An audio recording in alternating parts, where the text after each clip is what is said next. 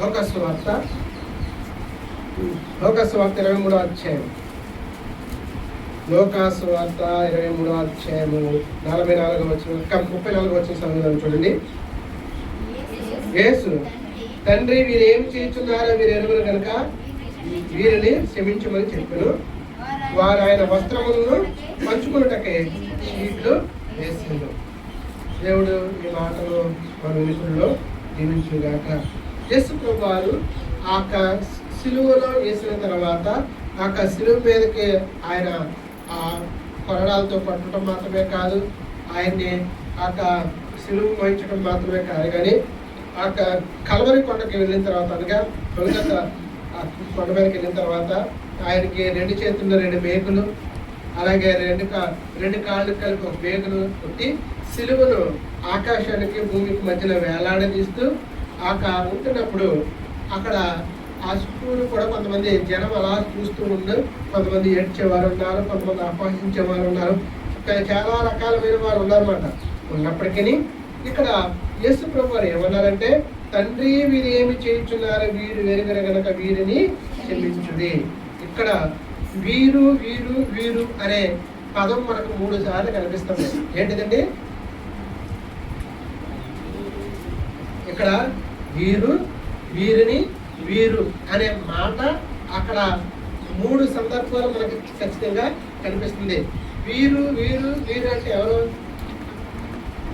వీరు వీరు అంటే ఎవరు? మనమే. అక్కడ తండ్రి వీరేమి చేయుచున్నారు, వీరు వెలుగురు కనుక వీరిని క్షమించుడి అంటే మొదట మాటలో ఉన్న ఆంతర్యం ఏంటంటే క్షమాపణ కలిగిన మాట. క్షమించడం అన్నది సామాన్యమైన విషయం కాదు. క్షమించడానికి చాలా కష్టం. క్షమించడం అంటే అదే ఎంతో ప్రేమ ఉంటేనే కానీ మనం క్షమించలేం. క్షమాపణ అన్నదే అది మాటలతో వర్ణించేది కాదండి. యేసు ప్రభువు వారు శిలువ మీద ఉంటూ ఆయన శిలువ మీద ఎక్కి అక్కడ ఉన్నప్పుడు ఆయన ఎటువంటి వారిని క్షమించమన్నాడు తెలుసండి?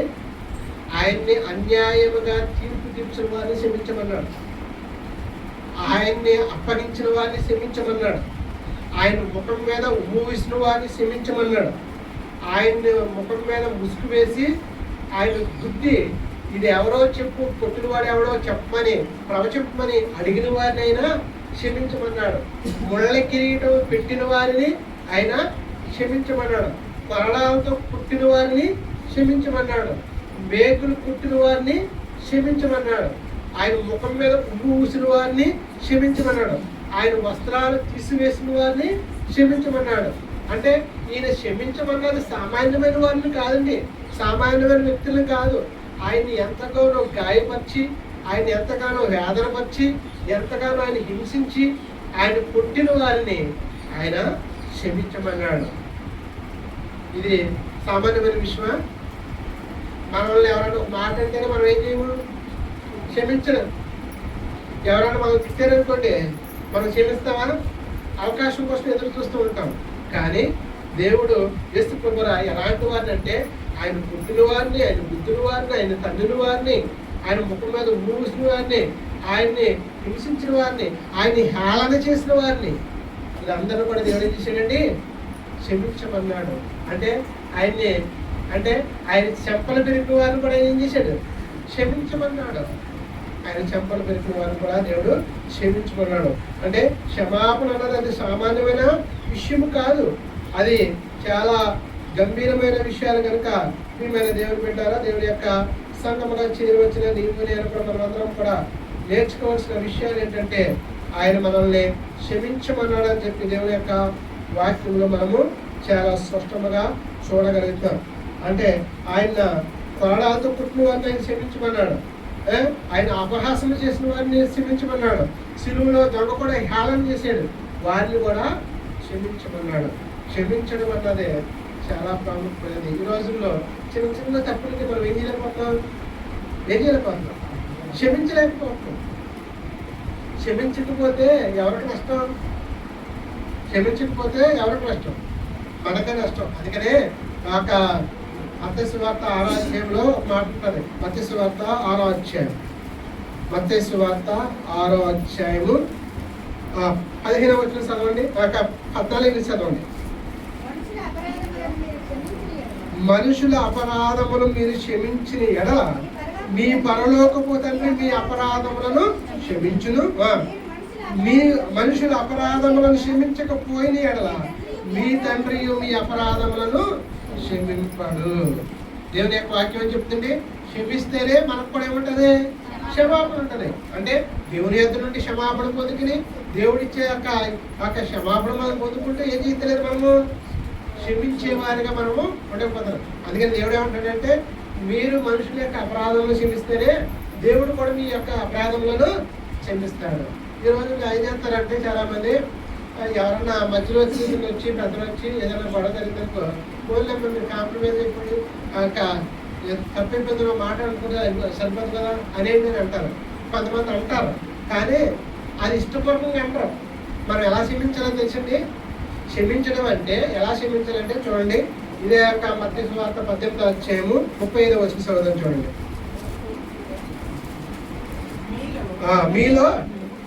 మీలో ప్రతి వాడు తన సహోదరుని హృదయపూర్వకముగా క్షమించిన ఎడల నా పరలోకపు తండ్రి ఆ ప్రకారం మీ ఎడల చేయను. అంటే ఎలా క్షమించాలి? మనము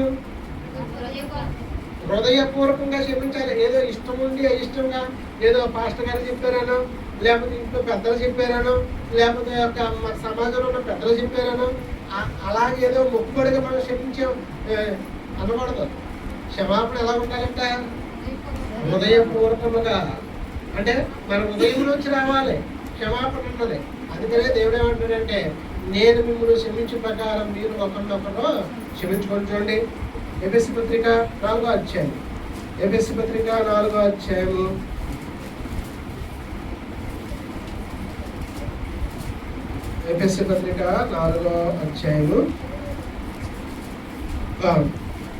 32వ వచనం చదువుదాం చూడండి. ఒకరి యందు ఒకడు దయ కలిగి కరుణాహృదయులై క్రీస్తునందు దేవుడు మిమ్మల్ని క్షమించే ప్రకారము మీరు ఒకరినొకరు క్షమించుకోవాలి.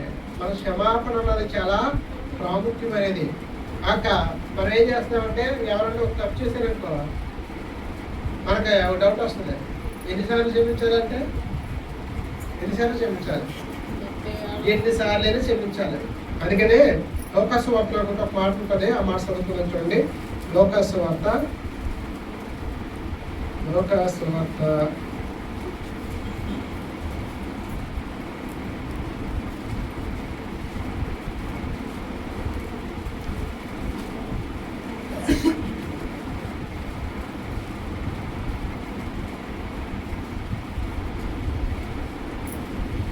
చూడండి. లోకాసు వార్త 17వ అధ్యాయం 3వ వచనం చదువుదాం చూడండి. మీ విషయం మీరే జాగ్రత్తగా ఉండి మీ సహోదరులు తప్పుదమ్ము చేసిన ఎడల అతను గర్జించుము.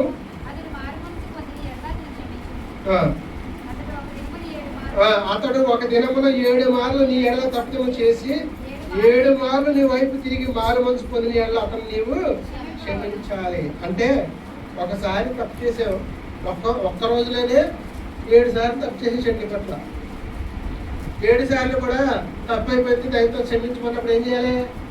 క్షమించాలి.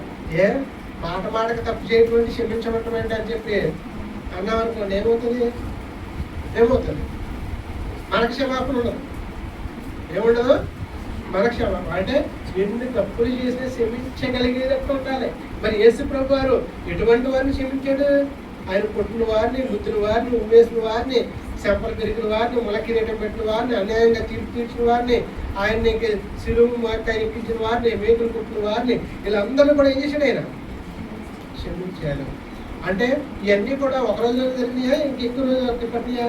ఇప్పుడు ఆయన కొట్టడమైనా, ఆయన పట్టుకోవడమైనా, తీర్పు అయినా, ఇవన్నీ కూడా ఆయన వస్త్రాలు ఊడదీతమైనా ఇవన్నీ కూడా ఒక్క రోజులో జరిగినాయా, లేదా ఇంకెక్కువ రోజులో జరిగినాయా? ఒక్క రోజులోనే జరిగినాయి. ఒక్క రోజులో ఇన్ని తప్పులు చేసిన వారిని ఆయన ఏం చేశాడు? క్షమించాడు. మనము ఒక్క తప్పు చేసిన వారిని మనం ఏం చేయలేము? సంవత్సరాలు మనం ఏం చేయము? క్షమించాం. అది మనసులో పెట్టేసుకుంటాం, మాట్లాడడం. ఒకే మందిరానికి వస్తూ ఉంటాం, ఒకే చోట ఉంటాం, ముఖాల గీడి తిప్పేసుకుంటూ ఉంటారు.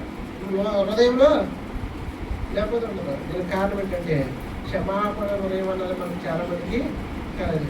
మన దేవుడు ఎలాంటి వాడు తెలుసండి? క్షమించడానికి సిద్ధ మనసు కలిగిన వాడు. క్షమించుటలో ఆయన వంటి వాడు ఒక్కడు కూడా లేడంట. మేకా గ్రంథం 6వ అధ్యాయంలో ఉంటుందండి, చూడండి. మేకా గ్రంథము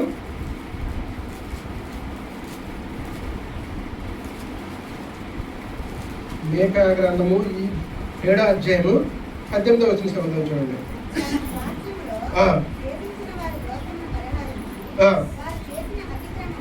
వారి చేసిన అతిక్రమ విషయమై వారిని క్షమించు దేవుడు నీతో సమమైన దేవుడు ఉన్నాడా? ఆయన కలుపుకుని చుట్టి ఎందు సంతోషించబడి కనుక ఆయన నిరంతరము కోపించడు. చూడండి, వారు చేసిన అతిక్రమం విషయమై వారిని క్షమించు దేవుడు అయిన నీతో సమమైన దేవుడు ఉన్నాడా? అంటే క్షమించుటలో ఈయన వంటి వాడు ఎవరో లేడు. కొంతమందికి లోకంలో ఒక ఇసుబాలుని ఎవరు క్షమిస్తారు? ఇసుబాలుని 99 తప్పులు చేసి క్షమించాడు. ఎవరు తెలుసా? తెలియదా? కృష్ణుడు శిశుబాలుడు అని ఒక ఆయన ఉన్నాడు. శిశుబాలుడు అని వ్యక్తుంటే ఆయన తప్పులు చేసుకుంటూ వచ్చాడు. తప్పులు చేసుకుంటే క్షమించాడు. ఎన్ని తప్పులు చేసి క్షమించాడు? 99 తప్పుల వరకు క్షమించగలిగాడు. 100వ తప్పు చేసేటప్పుడు ఒక్క తప్పు చేసేసాడు. ఏం చేశాడు? 100వ తప్పు చేసేటప్పటికి ఏం చేశాడు తెలుసా? చంపేశాడు. కానీ మన దేవుడు ఎలా అంటున్నాడు? ఎన్ని తప్పులు లేని ఏం చేస్తాడు? ఆయన క్షమించే దేవుడు. అందుకని అంటాడు, నీ యొక్క క్షమించుటలో నీకు సముడైన దేవుడు ఎవడన్నా కలడా? ఉన్నాడా? దేవుడిని అనుభవించిన వారు అనేక మంది ఉండొచ్చు. ఈయనలాగా క్షమించగలిగిన వాడు ప్రపంచంలో ఇంకెవరు కూడా లేరు. ప్రతి ఒక్కరికి కూడా కొన్ని మార్కులు లిమిట్స్ ఉంటాయి. ఆ లిమిట్స్ దాటితే ఇంకా సగం కోల్పోతారు. కానీ మన దేవుడు అలాంటి వాడు కాదు. ఎన్ని తప్పులు చేసినా క్షమించగలిగిన వాడు ప్రభువైన యేసుక్రీస్తు వారు. అసలు ఈ లోకానికి ఆయన ఎందుకు వచ్చాడు?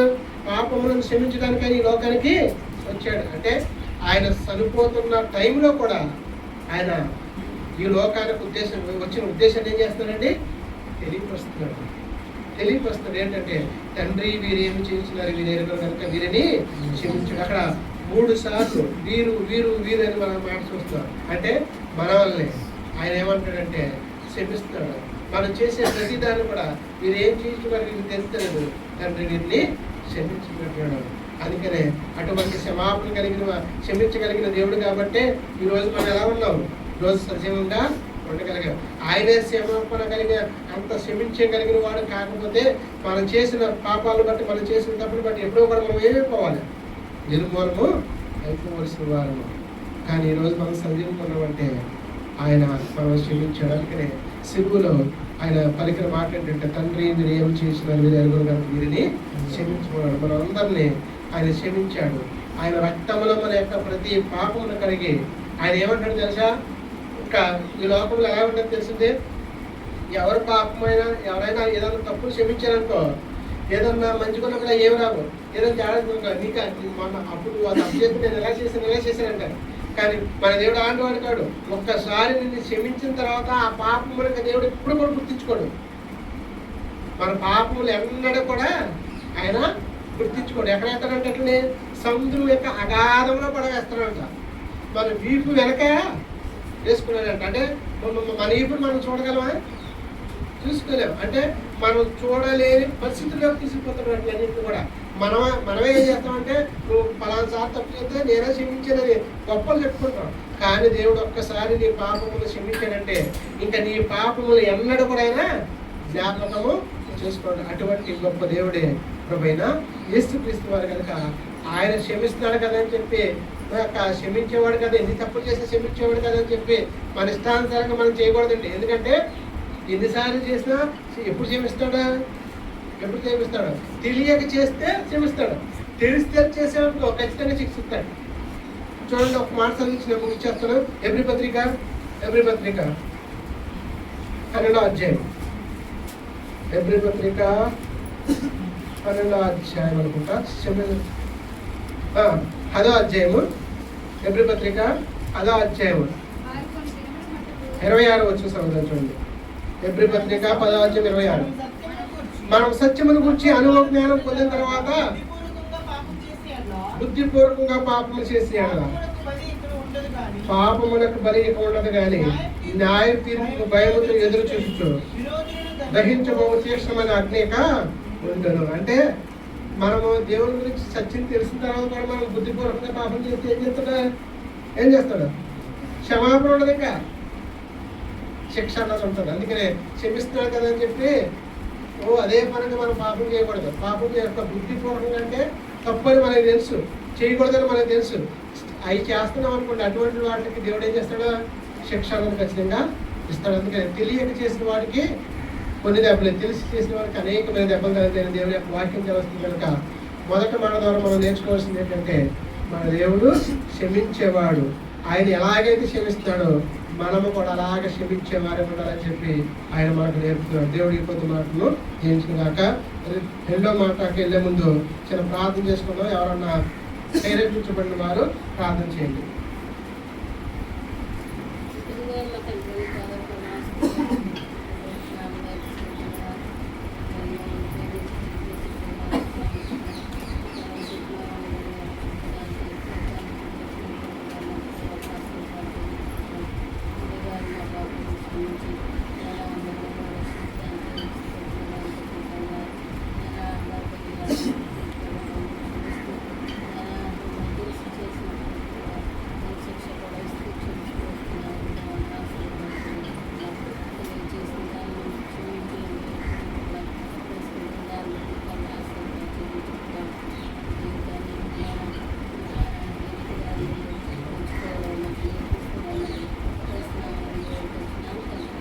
ఆమేన్.